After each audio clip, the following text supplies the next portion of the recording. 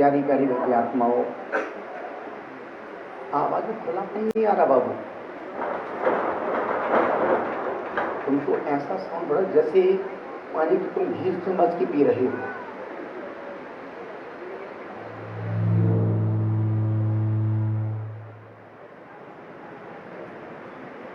Sound बहुत अच्छा है पर सेटिंग बहुत अच्छी नहीं है, और शुरू से इस बात में बोल रहा हूँ। और सबसे महंगा साउंड है हैदराबाद का, पर सबसे घटिया सेटिंग है उसकी।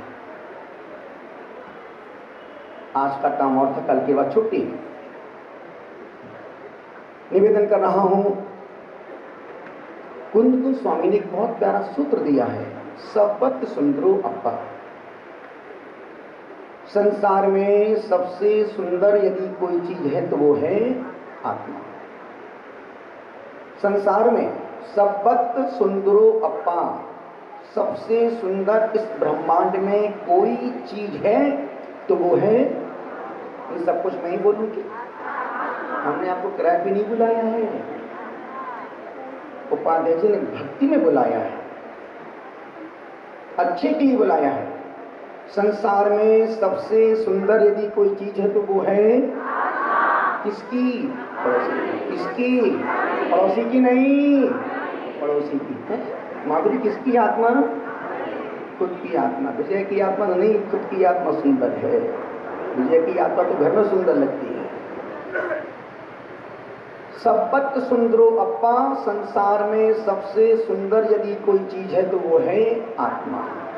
यही कारण है कि कोई जीव मरना नहीं चाहता है।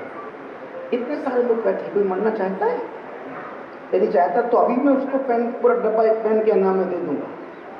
और वो मरना भी चाहता होगा तो दुख की अति में व्यक्ति मरना चाहता है, और सुख की अति में व्यक्ति संन्यास के मार्ग में आने की सोचता है। ये जितने भी साधु सन्यासी बैठे हैं, ये दुख के अभाव में नहीं आए हैं, दुख के सद्भाव में नहीं आए हैं, इस सुख के सद्भाव में घर परिवार व्यापार बच्चों को छोड़ करके इस मार्ग में साधना कर रहे हैं। सबत सुंदरो अप्पा, संसार में सबसे सुंदर यदि कोई चीज है तो वो है, सिर्फ आदमी नहीं, यदि चींटी भी जा रही है और जरा सा उसको धक्का लग जाए, वो भी तुरंत अपनी दिशा को बदल देती है, वो भी मरना नहीं चाहती है। कोई जीव संसार का मरना नहीं चाहता है, पर एक अटल सत्य है कि मरना अपने को नहीं, पड़ोसी को मरना सबको है, जाना सबको है। जिसका जन्म हुआ है उसका मरण तो हंस के जाओ या रो के जाओ, मरना तो। इसलिए कह रहा हूं, जिंदगी एक सफर एक सुहाना, यहां कल क्या हो हम नहीं जानते। अनुरोध आपसे कर रहा हूं, निवेदन आपसे कर रहा हूं, मेरी जन्मदिन की इच्छा यही है, मेरे जन्मदिन की इच्छा यही है, तुम सब आनंद प्रेम से जीवन जियो। मेरे जन्मदिन की यही इच्छा है कि तुम सब प्रेम आनंद से जीवन जियो और जीने दो। तुम भी जियो और पड़ोसी को भी जीने दो। इतना ही पर्याप्त होगा कि तुम दूसरों के सुख में, प्रेम में, आनंद में, प्रशंसा में बाधक ना बनो।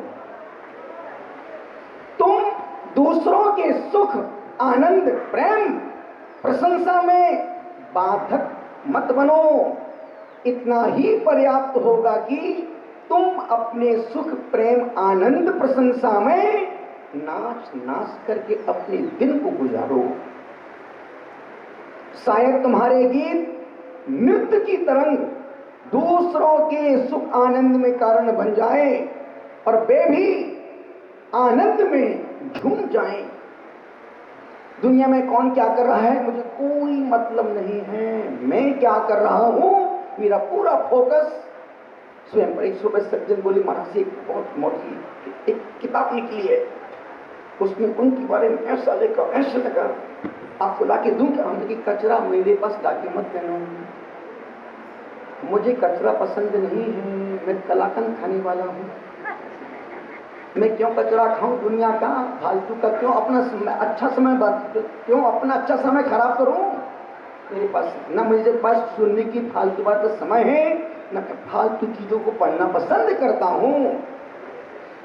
आज तुम मेरे पास आए हो, आज तुम मेरे पास आए हो, मैं तुम्हें प्रेम सम्मान दे रहा हूं। आज तुम मेरे पास आए हो, मैं तुम्हें प्रेम सम्मान देता हूं, इसलिए देता हूं कि तुम मूल्यवान हो, तुम्हारे भीतर परमात्मा मौजूद है, और मैं परमात्मा का कैसे अपमान कर सकता हूं? कुंद कुंज स्वामी ने कहा है, अप्पा सो परमप्पा, हर आत्मा में परमात्मा बनने की साथ बोलता है कि नाली में कुल बुलाने वाला कीड़ा भी भगवान बन सकता है। तुम तो इंसान हो और फिर भी तुम इंसान ना बन पाओ तो हमारे लिए दुर्भाग्य की बात है। और मैं इस सूत्र को हमेशा प्रवचन में बोलता हूं, आदमी बचपन से जिंदगी भर मंदिर गया, आदमी जिंदगी भर मंदिर गया, पत्थर एक बार मंदिर गया भगवान बन गया, पत्थर एक बार मंदिर गया भगवान बन गया, आदमी जिंदगी भर मंदिर गया इंसान नहीं बन पाया, इंसान नहीं बन पाया, आदमी इंसान नहीं बन पाया, पत्थर। और मुझे मालूम है एक बहुत सुंदर महल के सामने एक बड़ा भारी पत्थर पड़ा था, सम्राट को वो पत्थर चुभता था कि मेरा सुंदर महल, अरबों खरबों का महल, इस पत्थर की सुंदरता से वो महल खराब हो रहा है। सम्राट ने एक दिन कहा मंत्री से, मंत्री इस पत्थर को उठाओ नगर के बाहर फेंकवा दो। मंत्री ने पत्थर को बाहर फेंकवा दिया।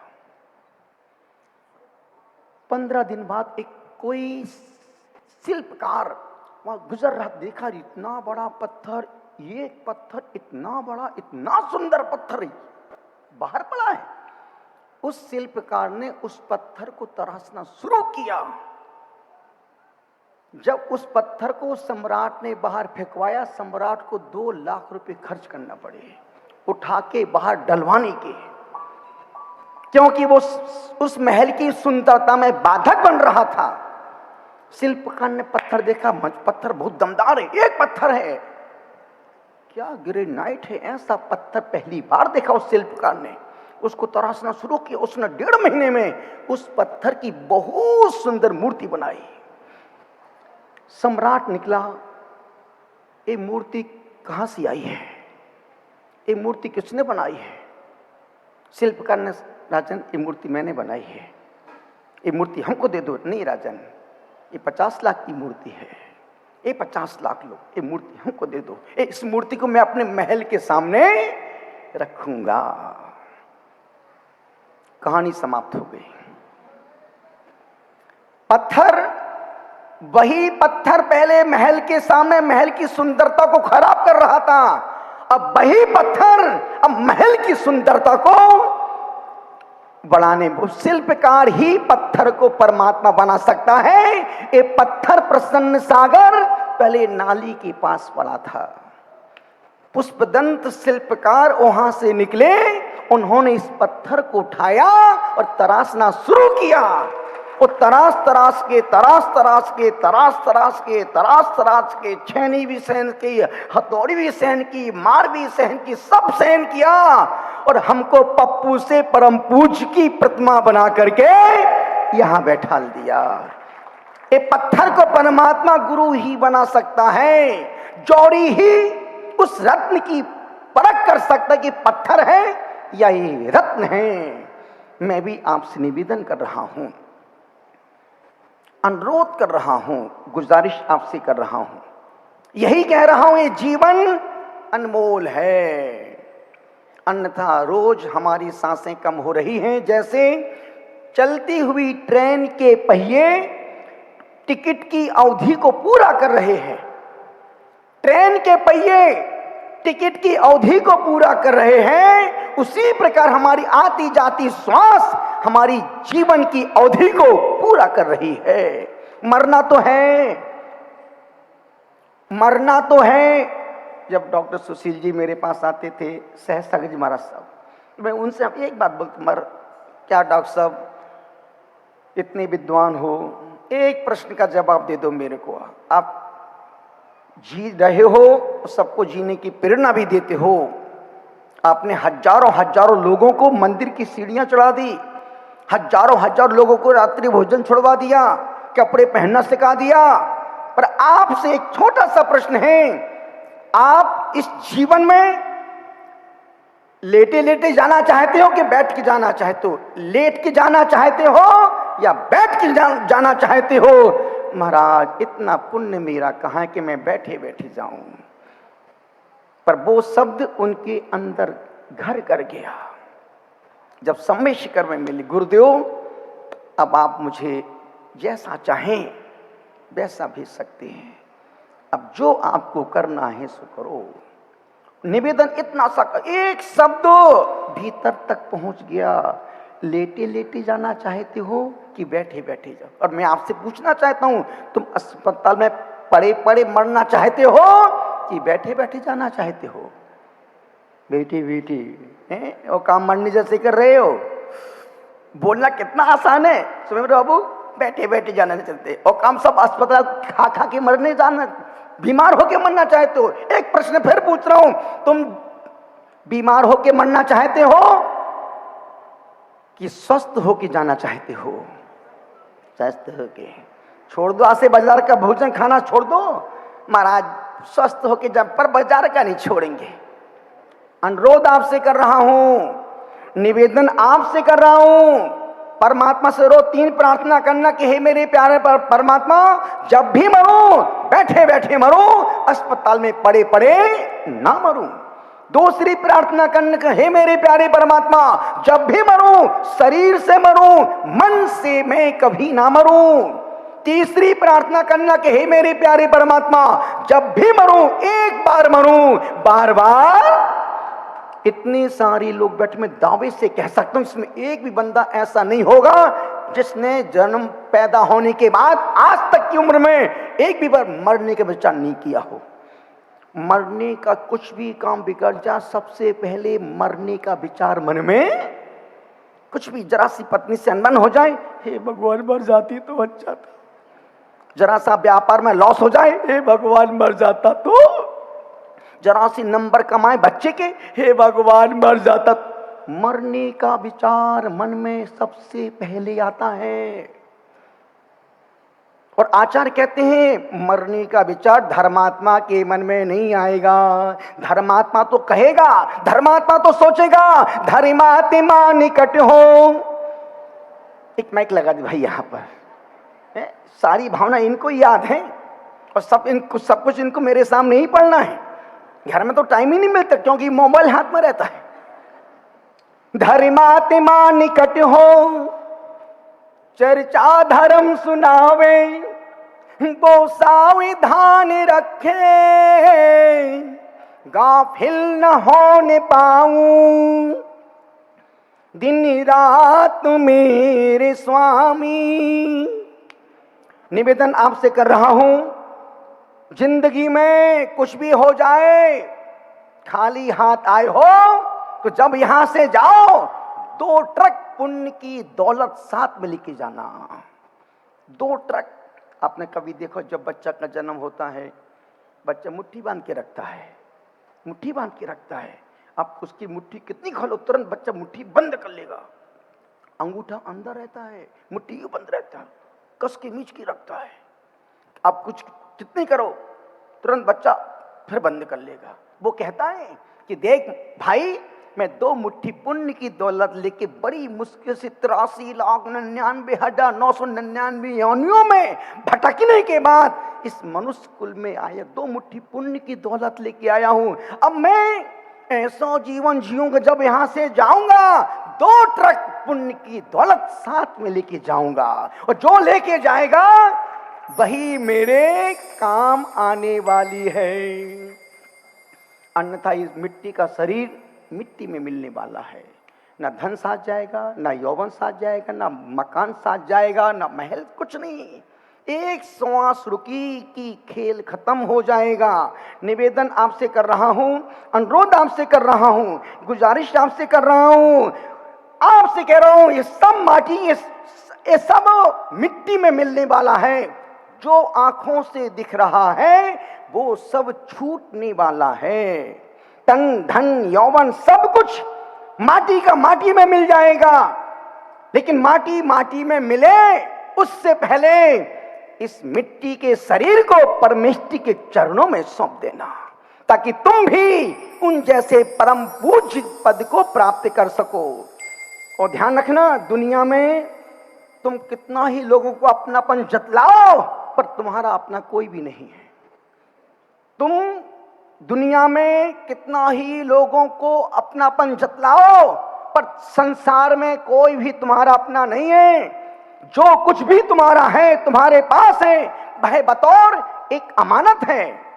बेटा है तो वह बहू की अमानत है, बेटा है तो वह बहू की अमानत है, बेटी है तो दामाद की अमानत है, शरीर शमशान की अमानत है, और जिंदगी मौत की अमानत है। तुम देख लेना एक दिन, तुम देखना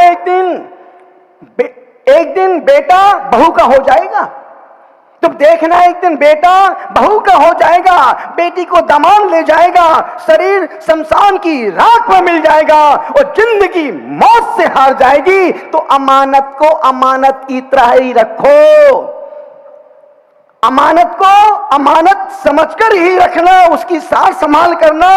अन्यथा उस पर मालिकियत का ठप्पा लगाया तो खून के आंसू बहाना पड़ेंगे। तुम्हारा अपना कुछ भी नहीं है। एक अंतिम प्रश्न पूछ के समाप्त करूंगा। आप छोड़ के जाना चाहते हो कि दे के जाना चाहते हो? आप छोड़ के मरना चाहते हो या दे के जाना चाहते हो? तुम्हारी हर चीज में धुकधुकी शुरू हो जाती है। छोड़ के मरोगे, जिंदगी भर बच्चे तुमको कोसते रहेंगे, गालियां बकते रहेंगे। कैसा बाप था, दे के भी नहीं गया, लड़ा के चला गया, जिंदगी भर कमाया, दे के भी नहीं गया, मर गया। अब बच्चे आपस में कोर्ट केस कर रहे हैं, जिंदगी जीते जी मर रहे हैं। दे के जाओगे, जाने के बाद भी तुम यहां जिंदा रहोगे, अमर हो जाओगे। महाराज साहब ने बहुत प्यारी बात कही, सहज सागर जी महाराज साहब ने, कि महाराज साहब ने कल परसों गौशाला की बात कही। वो वहाँ पर हैदराबाद में था। हमने कहा देखो भाई, हर व्यक्ति दिलीप भाई संपत्ति नहीं बन सकता है, हर व्यक्ति दिलीप जैसा उदाहरण नहीं हो सकता है। और जितने मुझे संपत्ति मिले सब दिल के दरिया संपत्ति मिले। पहले एक अमित भाई था, वो भी दिल का दरिया था। उसके बाद हमारे फिर मुकेश भाई चैनत, वो भी दिल से दरिया, दिल का सम्राट। और आज जो संपत्ति दिलीप भाई वर्तमान में हैं, ये भी दिल का राजा आदमी है। आवाज करो गुरुदेव, तन मन धन समर्पित है। निवेदन कर रहा हूं। वहां पर हमने एक बात रखी कि तो हर व्यक्ति संत को ना यात्रा करवा सकता, ना लेके जा सकता, ना विहार करवा सकता है।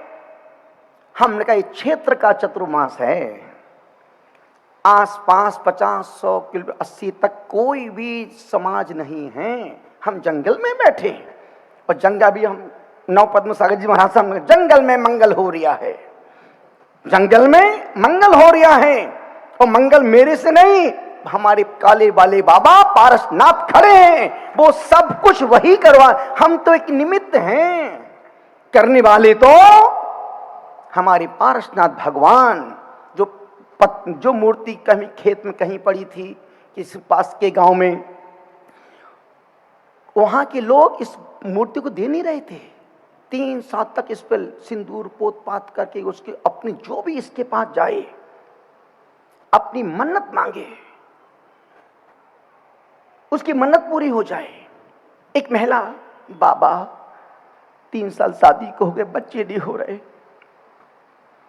फल चढ़ाया और चढ़ा के फिर वापस फल को लेके गई। फल को खाया, सिर धोने के बाद संजोग कभी कभी कुछ काम निमित्त के कारण से अटके रहते। उस महिला का बाबा के दर्शन से ही कोई काम होना होगा। उसका पुण्य उदय में जागा, बाबा के पास पहुंची, उसने श्रीफल चढ़ाया। बाबा, यदि मेरी भक्ति सच्ची हो तो मेरे कोख में एक संतान, मुझे मां का सुख दे दो बाबा। नरियल चढ़ाया, प्रसाद समझ के लेके गई, सिर धोने के बाद नरियल खाया। अगले महीने वो महिला प्रेग्नेंट हो गई। फिर बाबा के पास, बाबा आपकी कृपा से ये बच्चा आया है, बाबा इस बच्चे को ठीक रखना। एक किसान बाबा के पास पहुंचा, बाबा जमीन तो बहुत है पर खेत में पानी नहीं निकल रहा है। उसको कुछ ऐसा आभास हुआ, नरियल लेके गया, उसने खेत में वो नरियल फोड़ा और जहां नरियल फोड़ा वहीं पर पानी के स्रोत बह गए। ये पत्थर नहीं है, अपने को लगता है भगवान पत्थर है, पत्थर नहीं है। उस पत्थर के साथ कोई ऐसी शक्ति जुड़ी हुई है, जो व्यक्ति जिस भावों से उस प्रतिमा के सामने हाथ जोड़ता है, प्रार्थना करता है, परिक्रमा लगाता है और फिर यहां से जाता है, उसका वैसा ही कार्य होता है। वहां पर हमने कहा है हैदराबाद में कि भाई हमको एक व्यक्ति नहीं चाहिए, हमको तो एक दिन का सुबह 4 बजे से लेकर के देर रात 7:30 बजे तक जो आरती होती उसमें स्वाध्याय भी हो गया, आरती भी, सुबह की पूजा, भक्ति, आराधना, चर्या, मध्याह्न का स्वाध्याय, संपूर्ण पूरे सुबह से शाम तक का एक दिन का खर्चा 21,000 रुपए का। एक दिन का मुझे शिवरात्रि, एक दिन का मुझे चतुर्मास का एक दिवसीय लाभार्थी चाहिए। सैकड़ों लोगों ने नाम लिखा दिए। 10 दिन का गुरुदेव मेरी ओर से, 5 दिन का मेरी, 350-400 नाम आ गए। और हमने बोल दिया समीर जी को, राजेश जी को, जिनकी राशि जमा हो गई 3-3 नाम रोज वहां बोर्ड पे लिखना, आज के चतुर्मास के लाभार्थी फलाने चंजी, फलाने चंजी, फलाना, जिनकी राशि जमा हुई उनका ही नाम लिखना, क्योंकि आदमी बड़ा बेईमान है। अनुरोध कर रहा हूं, अभी परसों हमने गुरु पूर्णिमा पर सहज बैठा था, शांति धारा मंत्र बोलना थे, मेरे सामने रामेश्वर जी सामने खड़े थे, लड्डू दिखा रहे थे, वो दिखे और मुझे गाय दिखने लगी। तो सच कहूं तो मैं कुलचाराम आने का दूर दूर तक कोई मन में भाव विचार नहीं था। हम क्यों यहां पर आके मरते? इतना बढ़िया संघ है, इतने अच्छे भक्त, इतने अच्छे ज्ञानी विद्वान साधु हैं। यदि किसी बड़े समाज शहर में रहते, धर्म की प्रभावना 1000 गुना और ज्यादा होती।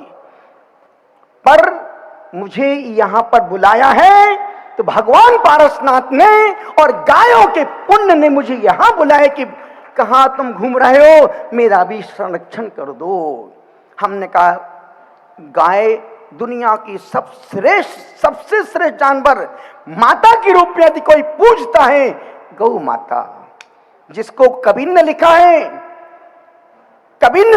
पाप हो गौ वध समाना, हरि गुरु निंदा सुन ही जे काना, पाप होए गौ बुध समाना।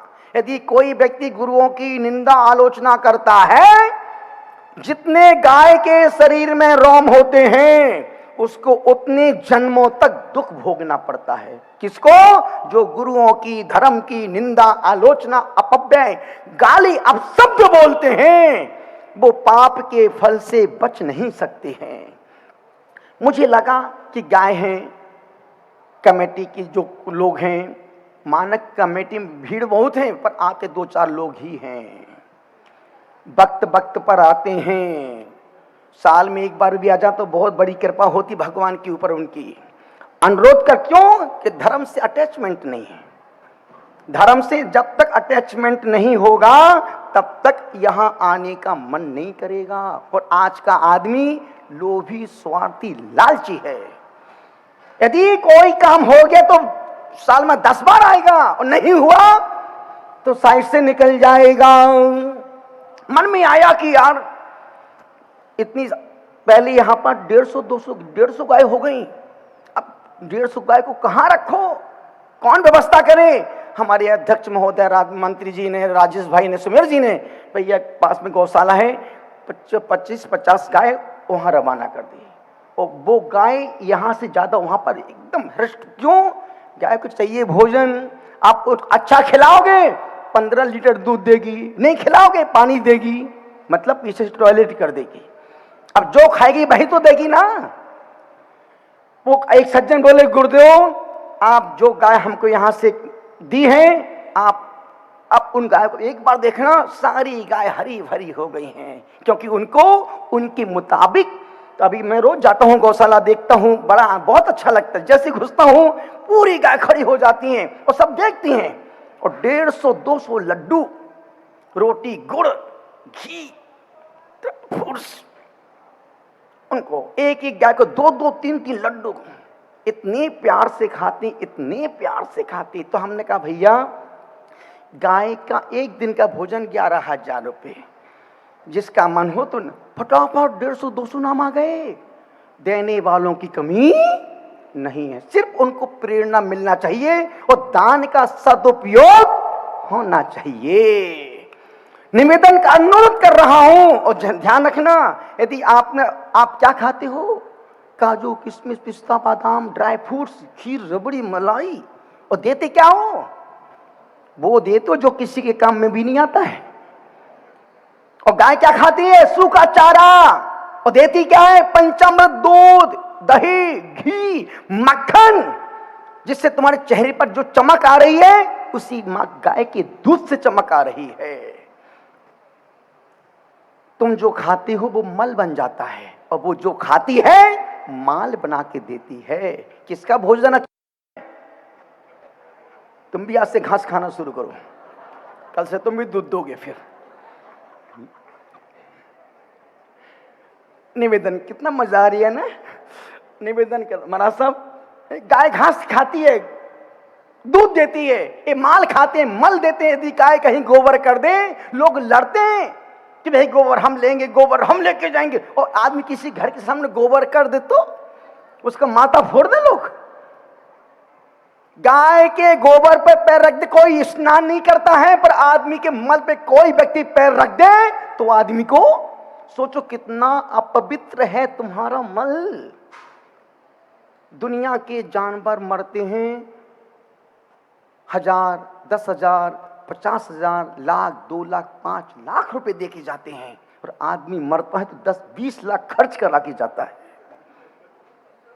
कौन अच्छा है? मर के क्या बनना है? फिर तो महाराज मर के गाय बना देना आप मेरे को, लड्डू खाने को मिलेंगे।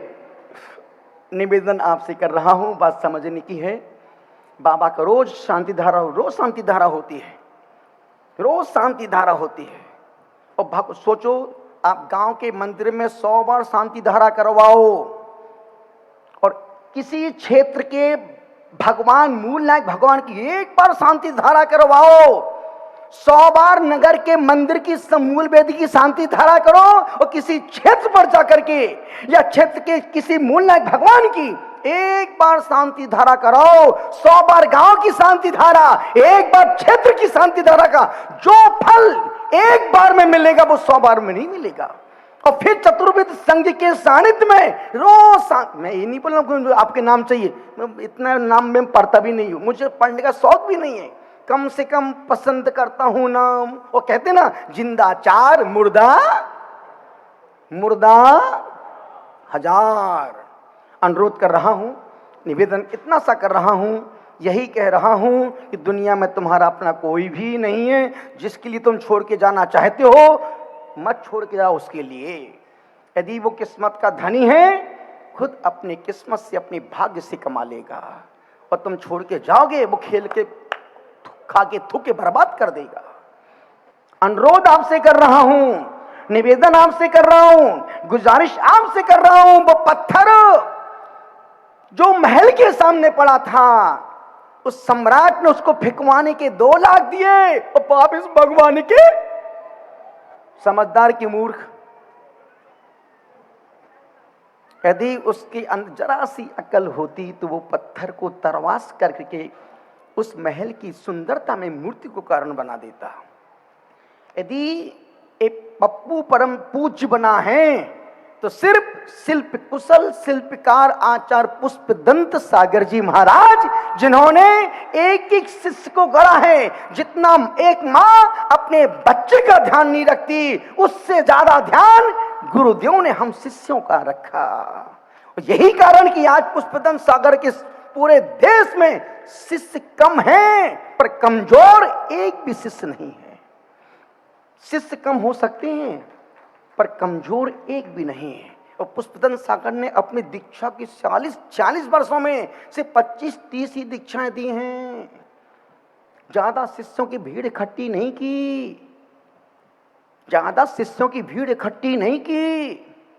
गुरुदेव पुष्पदंत सागर बोलते हैं, भैया शेर का बच्चा एक ही पर्याप्त है। एक दहाड़ता है तो अच्छे बिलों में घुस जाते हैं। इलाका किसी का भी हो, इलाका किसी का भी हो, धमाका तो पुष्पदंत के शिष्य का ही होता है।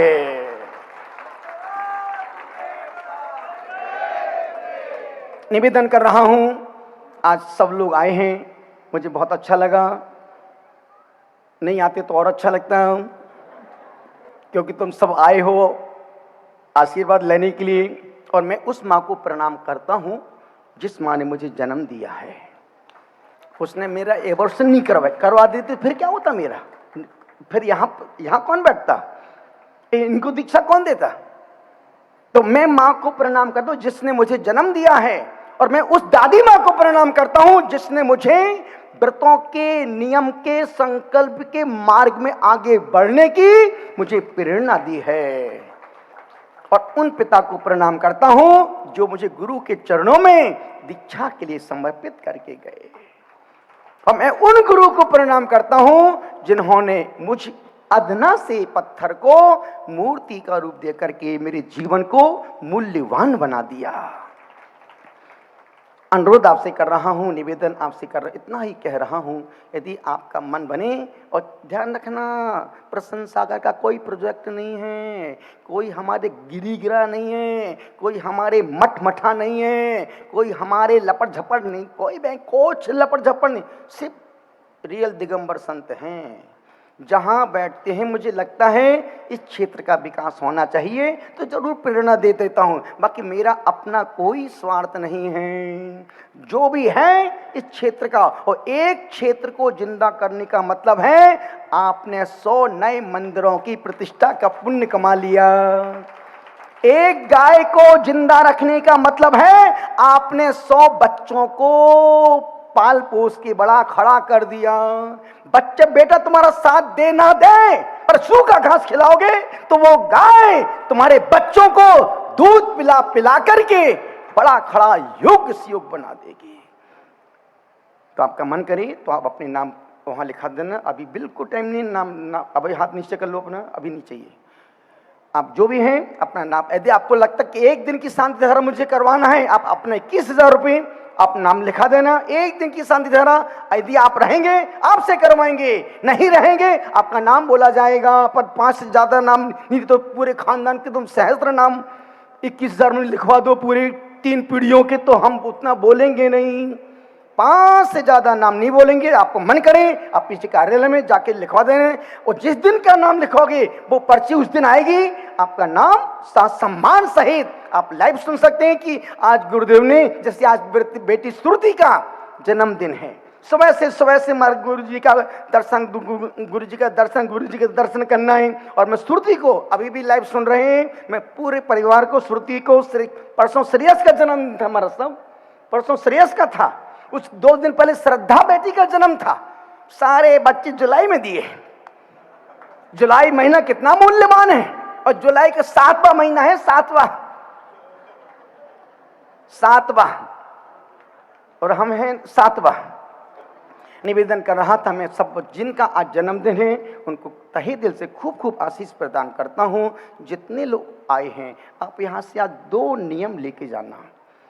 जिंदगी में हम कम खाएंगे पर मरेंगे नहीं, पर कहीं भी जाएंगे, किसी भी वात्सल भोज में, किसी भी धार्मिक आयोजन में, वात्सल भोज में कभी भी भोजन जूठा नहीं छोड़ेंगे। एक दाना भोजन का जूठा छोड़ने का मतलब है तुमने जिन प्रतिमा के अपमान का पाप माथे चढ़ा लिया। और जो लोग भोजन जूठा छोड़ के जाते हैं उनको जिंदगी में खाने के लाले पड़ते हैं, ऐसी बीमारियां हो जाती हैं कि डॉक्टर बोलता है भैया लौकी का रस पियो, दाल का पानी पियो, घी मत खाओ। क्यों? तुमने बेटा अपने यौवन में, अपने उस बुलंदगी में भोजन का अपमान किया था। अब तुम नौकर रसगुल्ला खा रिया है और मालिक गुड़ की चाय पी रिया है। निवेदन आपसे कर रहा हूं, जिंदगी के अंतिम समय तक भोजन, 56 भोजन का सुख भोगना है, ये पाप कभी मत करना। और दूसरा एक प्रश्न पूछ के बाद समाप्त कर रहा था, कौन कौन व्यक्ति फिर से जैन कुल में जन्म लेना चाहता है? ओ माय गॉड, फोकट में मिल रही है क्या? अभी जो जन्म मिला है ना, किए थे पुण्य जो हमने मनुष्य पर आए है पाई, धर्म पथ भी मिला हमको, जिनाश्रय की शरण पाई, स्वार्थों का जग पसारा,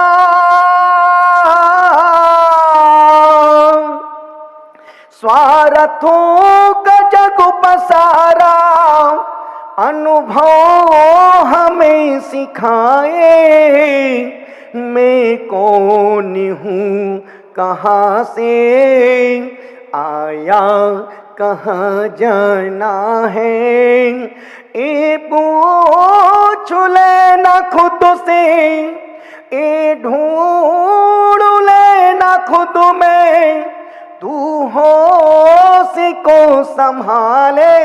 कौन कौन व्यक्ति इस जन्म के बाद जैन कुल में फिर से जन्म लेना चाहता है? हाथ ऊपर करो, सोच समझ के करना, फंसने वाले हो। अब देखो, यदि जैन कुल में फिर से जन्म लेना है तो तुमको 5 पुण्य रोज करना पड़ेंगे। 5 पुण्य करोगे तो मैं दावे से कह सकता हूं कि तुम्हारा जन्म जैन कुल में ही होगा।